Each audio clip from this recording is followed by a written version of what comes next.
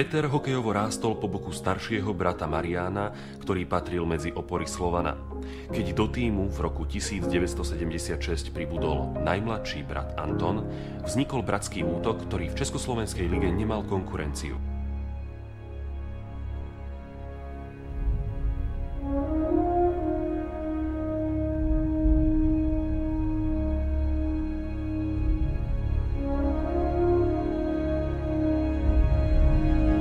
Prvá petorka Slovana s útokom bratov Šťastných bola pre súperov pohromou.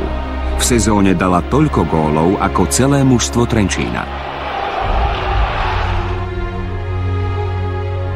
Slovan Bratislava priniesol prvý raz v histórii nášho hokeja titul majstra Československa na Slovensku.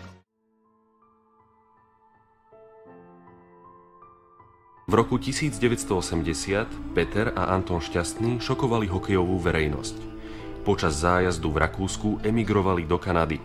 Ich útek zariadilo vedenie klubu Quebec Nordiques, ktoré s bratmi podpísalo exkluzívne zmluvy. To sme mali fantasticky, to nám každý závidel. Proste my sme boli jeden z najtakých vzrušujúcejších mustiev. Na nás sa každý chodil pozerať, my sme mali jeden z najlepších návštev aj vonku.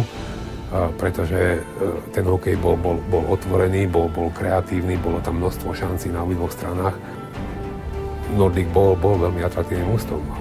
Nehovoriac ešte o tom, že ten čas sme tam mali 6, 7, 8 hráčov, čo dali 30 gólov a viac. To dneska také mužstvo nenajde. Dneska máte veľa mužstiev, čo ani jeden hráč nedá 30 gólov. Ani jeden.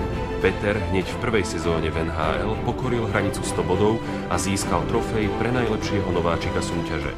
Prečo sme fungovali, že každý sme mali nejaký iný element, ktorý sme doniesli do tej trojice a Stanley proste bol zodpovedný, plnil si tú úlohu toho braniaceho ľavého krídla. Ja som bol často ten, ktorý stále zdvojoval proste a hlavne s bratom Marianom. Marian bol úžasne agresívny, bol iba vpredu, takže bol prvý na pukoch.